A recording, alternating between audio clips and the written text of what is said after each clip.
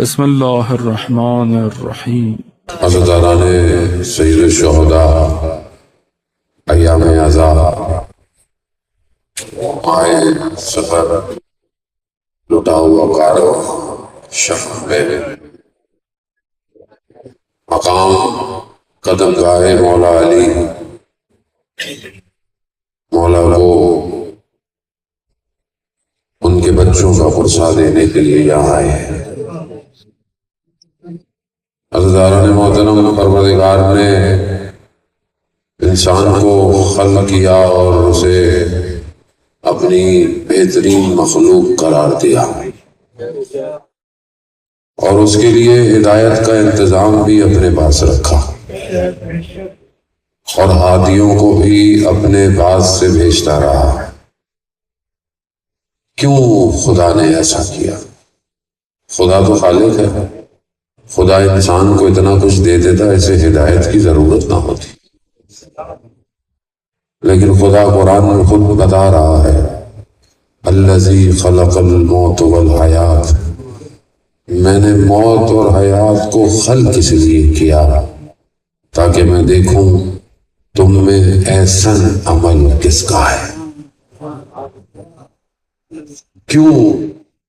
پروردگار وہ خدا عزیز قدسی ہے، میں نے تمام مخلوقات کو بنی آدم تمہارے لیے خلق کیا مگر تمہیں میں نے اپنے لیے خلق کیا ہے۔ ظاہر ہے جس چیز کو خدا نے اپنے لیے خلق کیا ہے اس کو آزمائش میں بھی ڈالے گا، امتحان میں بھی ڈالے گا۔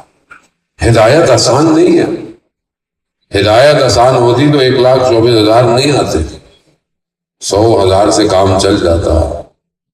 مشکل یہ تھی کہ اللہ نے انسان کو اختیار دیا، اچھے برے کی تمیز سکھا دی، آگے اس کے بعد پیغام پہنچا دیا، باقی اس کی اپنی مرضی۔ ہمارے پاس اختیار ہے، اختیار۔ خدا چاہتا تو جبر کے ساتھ بھی ہمیں ہدایت کی طرف لے کے آتا، نہیں لے کے آیا، اختیار دیا، تمہاری مرضی ہے۔ پروردگار مالک تو تو ہے، خالق تو ہے، ہر چیز پہ قدرت تیری ہے، علم تیرا ہے جس نے احاطہ کیا ہوا ہے، پھر بھی اختیار مجھے دیا۔ کہاں اختیار تمہیں دیا؟ کتنا اختیار دیا؟ کسی نے پوچھا مولا متقیان حضرت علی ابن ابی طالب صلی محمد، کہا مولا انسان کو اللہ نے کتنا اختیار دیا؟ کون بتائے؟ پبلک سوال بھی انہی سے پوچھتی تھی، لوگوں کو پتا تھا جواب بھی یہیں سے ملنا ہے۔ کہا مولا اختیار کتنا؟ ہم نے کہا ایک ٹانگ کو بلند کرو، بلند کر لی، کہا دوسری بھی کرو، کہا مولا نہیں کر سکتا گر جاؤں گا، کہا اتنا ہی اختیار ہے، اتنا ہی اختیار ہے ازانے والا۔ مگر صرف اتنے سے اختیار میں انسان اتنا متکبر ہو گیا، اللہ کے ولیوں کے مقابلے میں آ گیا۔ ہر چیز خدا دے رہا، اس کے باوجود انسان تکبر کے لبادے میں اللہ کے ولیوں کے مقابلے میں آ گیا۔ نتیجہ قرآن بتا رہا ہے کون کون اللہ کے ولیوں کے مقابلے میں آیا۔ جہاں اللہ انبیاء کا ذکر کر رہا ہے وہاں ان کا بھی ذکر کر رہا ہے جو مقابلے میں آیا۔ کہیں فرعون آیا، کہیں شداد آیا، کہیں نمرود آیا، کہیں حامان آیا، کہیں قارون آیا، ہر چیز۔ اور یہ لوگ نہیں تھے، قرآن جو ان کا ذکر کر رہا ہے، قرآن دیکھیں ہدایت کی کتاب ہے۔ بہت سارے بچے کہتے ہیں مولانا صاحب اللہ نے صرف 25 انبیاءوں کا ذکر کیا، باقی انبیاء کہاں گئے؟ قرآن ہدایت کی کتاب ہے، تاریخ کی کتاب نہیں ہے۔ ہر چیز نبی تلی ہے اس کے اندر، ایک آیت کے 70 باتیں ہیں، ایک آیت کی ہر چیز نبی تلی۔ خدا اگر ان کا ذکر کر رہا ہے جو ولیوں کے مقابلے میں آئے ہیں تو خدا خامخواہ ذکر نہیں کر رہا، خدا بتانا چاہ رہا ہے کہ یہ جو سامنے آئے تھے یہ سسٹم ہے، یہ نظام ہے، یہ پھر آئیں گے۔ فرعون سسٹم ہے، فرعون صرف شخص نہیں تھا۔ قرآن بتا رہا ہے فرعون کیا کرتا تھا، قید کرتا تھا، بچوں کو مار دیتا تھا، ظلم و ستم کرتا۔ سسٹم ہے، انا ربکم الاعلی، میں ہوں سب سے بڑا۔ فرعونیت ایسے حاصل نہیں ہو جاتی، مال اور دولت اور ہر چیز، اور اس کے بعد اختیار انسان کو مل جائے، اس کے بعد انسان کہتا ہے کہ بس اب تو میرے پاس ہے سب کچھ، میں جسے چاہوں بٹھاؤں، جسے چاہوں کھڑا کروں۔ فرعونیت سسٹم ہے، سسٹم ہر چیز سسٹم کا ہے۔ قرآن مردوں کے ثواب کے لیے نہیں ہے جانے محترم، قرآن زندوں کی ہدایت کے لیے ہے۔ قرآن جب ذکر کر رہا ہے بنی اسرائیل کے واقعات، ایسے نہیں کر رہا سب سے زیادہ بنی اسرائیل کا تذکرہ، سب سے زیادہ حضرت موسیٰ کا تذکرہ کیا ہے ہمارے لیے؟ خدا کہہ رہا ہے نظام ہے، سسٹم ہے۔ فرعونیت نظام ہے، اپنے آپ کو سب کچھ سمجھنا، ہر چیز اپنے اختیار میں رکھنا، یہی چیز آج دنیا کو تباہ کر رہی ہے۔ کون کھڑا ہوگا اس فرعونیت کو؟ اللہ دکھا رہا ہے، جتنا بھی بڑا ہو جائے، جو اپنے آپ کو رب کہنے لگ جائے، معاذ اللہ۔ اور جب حضرت موسیٰ گئے تبلیغ کرنے تو فرعون نے کیا کہا؟ کس نے کہا مجھے رب العالمین، کہا میں بھی تو رب ہوں، کہا وہ رب المغربین و مشرقین ہے۔ اس کے باوجود فرعون نہیں سمجھا، حضرت موسیٰ کا پیچھا کیا، بنی اسرائیل کو جب لے کر بھاگے، آزاد کر لے کر نکلے، پیدل تھے، یہ سواریوں پر تھے، پہنچ گئے، سامنے دریا تھا، پیچھے فرعون، درمیان میں بنی اسرائیل۔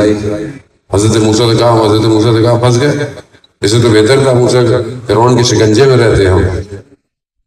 پروردگار نے جناب موسیٰ کو وحی بھیجی، موسیٰ ان سے کہہ دو میرا رب میرے ساتھ ہے، میرا رب میرے ساتھ ہے۔ عصا کو پانی میں مارا، راستہ بن گیا۔ وہ فرعون جو اپنے آپ کو کیا سمجھتا تھا، اسی پانی کے راستے میں اترا اور اسی میں ڈوب کے مر گیا۔ فرعونیت کچھ کر نہیں سکتی، خوف انسان کے باطن میں ہوتا ہے، اور یہی سسٹم چلتا آیا۔ ہر نبی کے مقابلے میں ایک سسٹم آتا رہا، یہاں تک کہ پروردگار نے اپنے آخری نبی کو بھیج دیا۔ اور جب آخری نبی آئے تو بھی انہوں نے بڑی کوشش کی، کسی طریقے سے روکے۔ خود کربلا ایک حادثہ نہیں ہے، کربلا اچانک نہیں ہوا۔ کربلا میں جو ایک طرف تھا وہ انبیاء کا وارث تھا، دوسری طرف جو تھا وہ ان سب کا وارث تھا۔ یہ ٹکراؤ اتنا آسان نہیں تھا، یہ دو قوتوں کا ٹکراؤ تھا۔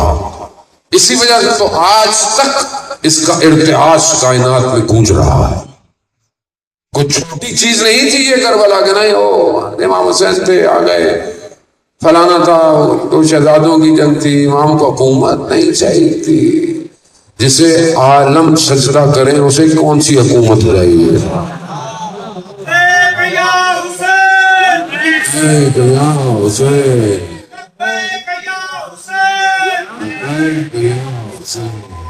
ہاں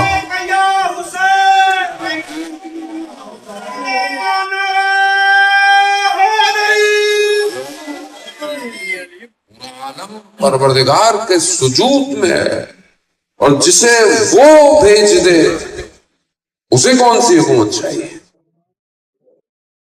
ازانے محترم خوب سمجھنے کی کوشش، جب تک یہ نظام سمجھ میں نہیں آئے گا ہم آج ایسے ہی رہیں گے، ہم بٹے رہیں گے، تفرقوں میں رہیں گے، امت نہیں بن پائیں گے، اور نہ ہی کچھ کر پائیں گے اس کے لیے جو ان سب کا وارث آنے والا ہے۔ وہ یہ سمجھنا ضروری ہے۔ تو وہ انبیاءوں کا وارث، جب آخری نبی آئے انہوں نے پوری کوشش کی کہ ان کو بھی روکے، اس طریقے سے روکے، حکومت دے دیں، فلانا دے دیں، ہر کام کر لیا، مگر رسول خدا ایک قدم پیچھے نہیں ہٹے۔ میرے دائیں ہاتھ پہ سورج رکھ دو، میرے بائیں ہاتھ پہ چاند رکھ دو۔ اپنے چچا سے کہا کہ میں ایک قدم بھی پیچھے نہیں ہٹوں گا۔ مگر جب یہ مایوس ہو گئے تو بیٹھے ہوئے ایسے میں پھر وہی شیطان آیا جو حضرت یوسف کے بھائیوں کے پاس آیا تھا۔ کہاں مار دو، مار دے، ان کو بھی یہ کہا تھا نا کہ بھائی کو مار دو۔ کہا کیسے مارے ہیں؟ کہا لے جاؤ۔ کہا کیسے لے جائیں، ہمارے باپ تو میرے بھائی کو چھوڑتے ہی نہیں ہے۔ کہا بہانے سے لے جاؤ۔ ساری پلاننگ شیطان کی ہے، سب اسی پلاننگ ہے شیطان کی، لیکن وہ اپنا پلان کر رہا ہے۔ اس نے فرعون کو بھی بتایا ایک بچہ پیدا ہونے والا ہے، جس نے سارے بچوں کو مارنا شروع کر دیا۔ اس کا پلان تھا، ایک اللہ کا پلان تھا کہ موسیٰ کو فرعون ہی کے محل میں پیدا کر دو، اسی کے محل میں پرورش ہوا، اللہ کا پلان تھا۔ حضرت یوسف کے بھائی پھینک کر چلے گئے، ختم ہو گیا، نہیں، وہ ان کا پلان تھا، ایک اللہ کا پلان تھا، میں یوسف کو عزیز مصر بنا دوں گا۔ انہوں نے بھی پلان، شیطان آیا اپنا تو پورا پلان لے کر آیا کہ بھائی مار دو۔ کہا کیسے مارے؟ بنی ہاشم بڑا قبیلہ، کہا سارے قبیلوں سے ایک ایک جمع کرو اور گھر پہ حملہ کر دو۔ تیار ہو گئے، وقت طے ہوا، رات کی تاریکی، گھر میں کودے، دیکھا کہ رسول خدا کے بستر پہ سو رہے ہیں۔ اب یہ پوری پلاننگ سے آئے، لیکن انہیں نہیں پتا تھا کہ اللہ نے نیا پلان بنایا ہوا ہے۔ انہوں نے جیسے ہی کپڑا ہٹایا تو نیچے قیامت تک کے لیے ایک نیا سسٹم، ولایت کا نظام، قیامت تک کے لیے۔ شخص نہیں سو رہا، ایک نظام ہے جو آ رہا ہے، اور قیامت تک کے لیے شیطان کو بتا دیا کہ اب اگر تم دین کے مقابلے میں آئے تو پھر علی آئے گا، یا علی کی اولاد آئے گی، یا علی کے ماننے والے آئے گے۔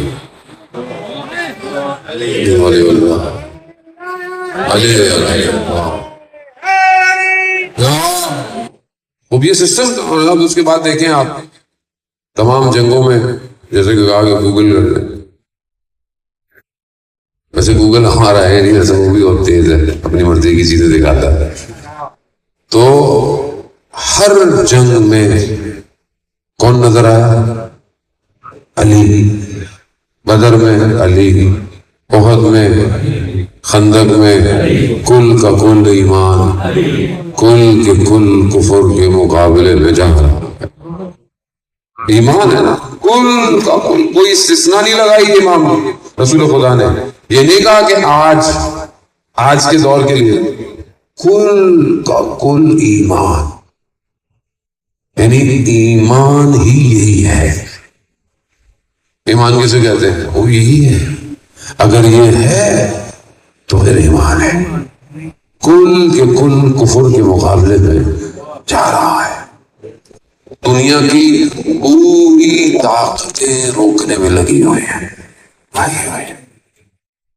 39 دن تک لڑتے رہے، مگر علم اسے دیا جو کرار تھا، غیر فرار تھا، جس سے خدا بھی محبت کرتا تھا اور خدا اور وہ خود بھی خدا سے محبت کرتا تھا۔ وہ دروازہ جسے 40 لوگ کھولتے تھے 2 انگلیوں سے اکھاڑ دیا۔ نظام اسے کہتے ہیں۔ کسی نظام کے ماننے والوں نے 2 سال سے زیادہ ہو گیا 47 ملکوں میں سے 57 ملک اسلامی میں سے 56 ملک صرف زبان سے باتیں کرتے رہے۔ ایک علی والے ملک نے 12 دنوں کے اندر آج کے خیبر کو اکھاڑ دیا۔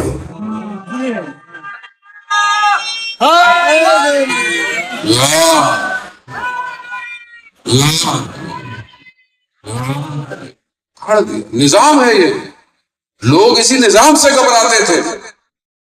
علی جہاں ہو وہاں نظام ہوتا ہے. اپنے آپ کو تیار کریں زانے محترم. بس میں 10 بجتا آپ سے معافی بھی مانگتا ہوں میری کوئی بات آپ کو بری لگی ہو. قصد بالکل نہیں تھا. اپنی اصلاح کے لیے میں نے آپ کی خدمت میں باتیں پیش کی. اسلام کی لا بلائیں در صلوات صلی اللہ محمد. نظام امام خود چلا رہے ہیں. امام نظام کو آگے لے کے جا رہے ہیں. اذان محترم ہر دور میں امام کے بندے دنیا میں ہوتے ہیں. آیت اللہ فیاضی اپنی کتاب روزنائی عالم غیب جو جمکران مسجد نے پبلش کی ہے اس کے اندر جو ہے وہ بتاتے مستند کتاب ہے. ڈاکٹر حسن عاملی 1915 اور 1917 کے درمیان کا پہلی جنگ عظیم. اس زمانے میں حکومتیں بہت دور دور تک تھی. سرحدیں بڑی ہوئی تھی. ایران غیر جانبدار تھا. روس، رشیا، سوویت یونین، ارومیہ کا بارڈر ہے. وہ ڈاکٹر حسن سرجن کہا میری ڈیوٹی لگائی گئی ارومیہ کے بارڈر پہ. 4000 کا لشکر ہمیں دیا گیا کہ کہیں رشیا اندر نہ داخل ہو. کہا ایک رات میں کیمپ میں بیٹھا تو کچھ لوگ ایک لکڑی ایسے جیسے کوئی اسٹریچر ہوتی ہے ایک بدل لے کر آئے. میں سمجھا کہ میت ہوگی لیکن دیکھا کہ شخص زندہ تھا. اس نے کہا مجھے کہ میرے گولی لگ گئی ہے اس کو نکالو. میں نے کہا میرے پاس اتنا چیزیں نہیں ہیں تمہیں بے ہوش کرنے کے لیے. کہا تمہارے پاس چاقو ہے؟ کہا سوئی دھاگا ہے؟ کہا بس کافی ہے. کہا بس کاٹو اور نکالو. کہا تمہیں بیٹھنا پڑے گا. کہا بیٹھ گیا پیٹ پیچھے کر کے. میں نے اس کو جیسے ہی کاٹا دیکھا کہ وہ کوئی ذکر کر رہا ہے اور اس کے ذکر کی وجہ سے اس سے چہرے سے نور زمین پر آ رہا ہے. اسے کوئی درد نہ ہوا. میں نے نکالا سب کیا. جب اسے لٹایا تو میں نے پوچھا کہ تمہیں تکلیف نہیں ہوئی؟ ماجرا کیا ہے؟ کہا تم نے نہیں سنا کہ جب مولا کائنات کو جنگوں میں تیر لگتا تھا تو امام جب عبادت میں کھڑے ہوتے تھے تو تیر نکالے جاتے تھے. کہا بس ہم ان کے ماننے والے ہیں. ذکر. تھوڑی دیر بعد ہیڈ تھا اس نے کہا ڈاکٹر کو کہ فوج روس کی داخل ہو رہی ہے. ہمیں بغیر بتائے فوجیوں کو پیچھے کرنا پڑے گا کہیں ہلچل نہ مچ جائے. صرف ڈاکٹر کو کہا کسی کو بتانا نہیں. ٹیکنیکل پیچھے ہوں گے. اس نے کہا کہ چلو یہ شخص تھوڑا مختلف لگتا ہے اس کو بتا. اس کو بتایا. اس نے کہا نہیں ایسا نہیں ہوگا وہ پیچھے چلی جائے گی فوج یا ہو سکتا ہے ابھی تک جا بھی چکی ہو. جب یہ بات افسر کو بتائی تو وہ کہا اس کو کیا پتا اس کو کیا ہے مجھے تو جاسوسوں نے خبر دی. تھوڑی دیر بعد جاسوسوں نے خبر دی کہ فوج پیچھے چلی گئی. پھر کہتا ہے کہ میں یقین کر گیا کہ یہ عام آدمی نہیں ہے. نہ درد ہو رہا ہے خبر بھی اس کے پاس. میں نے پوچھا تم کون ہو؟ تو کہتا ہے کہ میں امام کے ساتھ ہوتا ہوں اور ہر جگہ امام نے شیعوں کی حفاظت کے لیے بندوں کو رکھا ہوا ہے اور یہاں میری ڈیوٹی ہے اور ہمیں موت آتی ہے اور پھر اس کے بعد کسی اور کا انتخاب ہو جاتا ہے. آج بھی 313 تو امام کے وہ ہیں جو سرباز ہوں گے لیکن ابھی بھی ایک دائرہ ہے جو امام کے گرد ہے اور پوری دنیا میں پھیلے ہوئے ہیں. ہم کبھی امام کو پکارتے ہیں اور کبھی کبھی ہماری مدد ہو جاتی ہے. ضروری نہیں ہر مدد کرنے کے لیے امام آئے. امام کسی کو بھیج دیتے ہیں. یقین اللہ جل اللہ جل اللہ جل اللہ جل یا علی یا علی یا علی. عزیزان محترم بس اس سے زیادہ میں آپ کو رات کا وقت ہے مجھے بھی جانا ہے. عزیزان محترم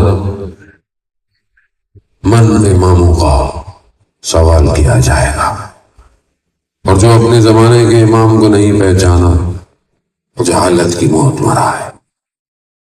کربلا میں جو لوگ امام کے ساتھ تھے وہ امام کو پہچان گئے تھے. یہی تو وجہ تھی کہ ان کے وجود میں عشق تھا اور وہ عشق انہیں روک نہ پایا، بدن کے ٹکڑے کرا دیے۔ عزیزان محترم، صبر کا مہینہ ہے اور مصیبت بہت بڑی ہے، بہت دل پریشان ہے، 40 کا راستہ بند گیا ہے، یقیناً سخت ہے۔ عشق مولا کا بڑا شدید ہوتا ہے، آسان نہیں ہے۔ سال میں ہو سکتا ہے زندگی میں کوئی پہلی دفعہ جا رہا ہو، اپنا سب کچھ بیچ باچ کے۔ کیسا عشق ہے، کیسی تڑپ ہے، اسے حسین کہتے ہیں، جسے چکیاں پیس کے پالا ہو، جو رسول کے دوش ہے، جو رسول کی کمر پہ آ جائے، اسے حسین کہتے ہیں۔ اسے دنیا نہیں سمجھ سکتی کہ یہ لوگ تڑپ کیوں رہے ہیں، مگر انشاءاللہ اللہ کرے گا حالات بہتر ہو جائیں گے، راستے کھل جائیں گے اور آپ ایک نہ ایک دن چلے جائیں گے، مگر سلام ہو اس بچی پر جس کی حسرت ہی رہ گئی، حسرت رہ گئی۔ وہ شام کے زندان میں بھی اپنے بھائی سے یہی پوچھتی تھی، بھیا یہ پرندے شام کو کہاں جاتے؟ بہن اپنے گھروں کو جاتے ہیں، ہم کب مدینہ جائیں گے؟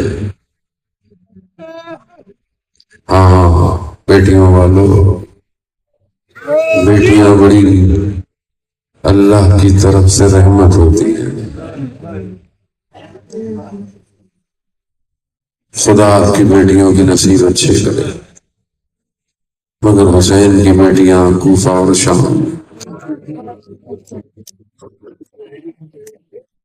روز عاشور آئی، امام کی سواری چلنا شروع ہو گئی، دیکھا ایک بچی ہے جو لپٹ کے کھڑی ہوئی ہے، امام کی سواری ہلتی نہیں ہے۔ امام نے دیکھا بچی ہے، کون سی بچی؟ جو صبح سے دیکھ رہی ہے، جو گیا ہے وہ واپس نہیں آیا۔ کتنا جگر ہوگا اس بچی کا؟ بیٹیوں والے ہو، آپ بھی گھر سے جاتے ہوں گے نا، میری بیٹی بھی میرا انتظار کر رہی ہے کہ بابا آنے والے ہیں۔